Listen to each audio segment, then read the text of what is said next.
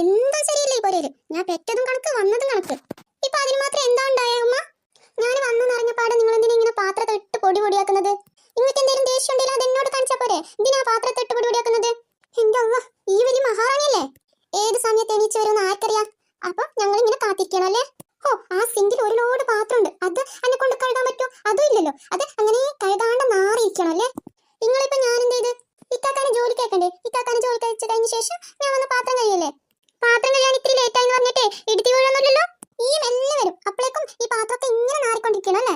ഞാൻ പാത്രം കഴുകില്ലാന്നൊന്നും പറഞ്ഞില്ലല്ലോ, കഴുകാന്നല്ലേ പറഞ്ഞത്. അതിന് മാത്രം നിങ്ങൾ എന്തിനാ ഇങ്ങനെ ദേഷ്യപ്പെടുന്നതിനോട്? ആ, ഈ എപ്പോ വരോ എന്ന് പറഞ്ഞിട്ട് അതുവരേക്കും ഞാൻ കാത്തിരിക്കണം അല്ലേ? ഓ, ഈ മനുഷ്യൻ ഇത് വല്ലതും അറിയുന്നുണ്ടോ? അങ്ങനെ ഇരിക്കുമ്പോ ഇത്തള്ള വായ തുറക്കില്ല. അങ്ങനെ പോയപ്പം തുടങ്ങും. ഓ പിന്നെ ഞാൻ എന്റെ മോന് പോയോണ്ടല്ലോ എന്നോട് വായിക്കൂടാ വരുന്നത്. പിന്നെ എനിക്ക് വേറെ പണിയൊന്നുമില്ലല്ലോ. ആ, ഇനി എന്റെ മോന് വന്നിട്ട് കുത്തിക്കൊടുക്ക്, ഉമ്മ അത് ചെയ്ത് ഉമ്മ ഇത് ചെയ്തെന്ന്. അതിന് മാത്രം തന്നെ ഞാനിപ്പോ എന്ത് ചെയ്ത്?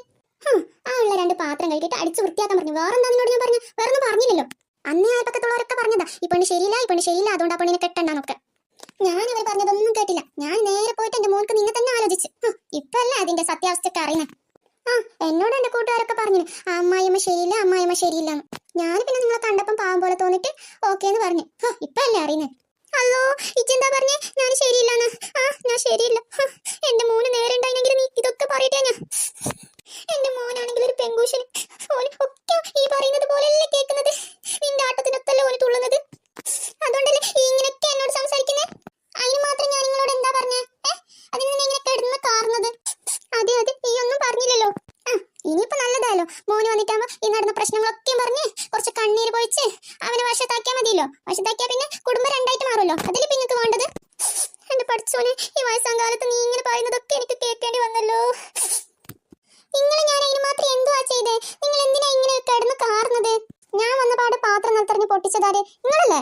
നിങ്ങൾ തന്നെ ആദ്യം എന്നോട് തല്ലൂടാൻ വന്നത്. നിങ്ങൾക്കുമല്ലേ ഒരു മോള്. അവളോട് അവളുടെ അമ്മായിയമ്മ ഇങ്ങനെയൊക്കെ സംസാരിച്ചാൽ നിങ്ങൾ പോയി ചോദിക്കില്ലേ? അതിനിടയിൽ ഈ എന്തിനാ എന്റെ മോളെ വിളിച്ചിരുന്നത്? എന്റെ മോളെ നന്നായിരിക്കുന്നത് എനിക്ക് പിടിക്കുന്നില്ലേ? ഞാനല്ലേ എന്നോട് സംസാരിച്ചോണ്ടിരിക്കുന്നത്. അതിനിടയിൽ എന്റെ മോളെ എന്തിനാ നീ വലിച്ചേക്കുന്നത്? നീ ഇങ്ങനെ തല കൂടിയതുകൊണ്ടല്ലേ അവൾ വീട്ടിലേക്ക് വരുന്നത് തന്നെ നിർത്തിയത്?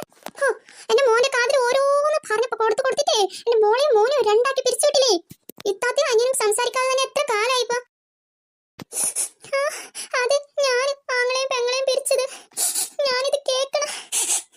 ഈ വീട്ടിൽ നിന്നിട്ട് ഞാൻ എന്തൊക്കെ കേൾക്കണം. ഇനി ഈ വീട്ടിൽ ഒരു നിമിഷം ഞാൻ നിൽക്കുന്നില്ല. ഞാൻ പോന്നു, എന്റെ വീട്ടിലോട്ട് തന്നെ ഞാൻ പോന്നു.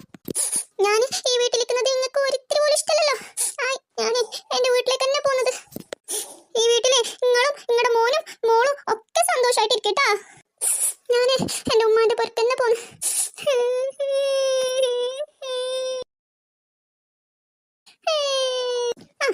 അങ്ങനെ പോയിട്ട് നല്ല മുതല കണ്ണിയെ പോയിച്ചിട്ടേ എന്റെ മോൻക്ക് വിളിച്ച് പറ, നിങ്ങളെ ഉമ്മച്ചി എന്നോട് വഴക്കൂടാൻ വന്നേ, എന്നോട് പാത്രം കഴുകാനൊക്കെ പറഞ്ഞ് ഉള്ള പാത്രമൊക്കെ പൊളിച്ച് പിന്നെ അടിച്ചു വാരാൻ പറഞ്ഞ് ഒക്കെ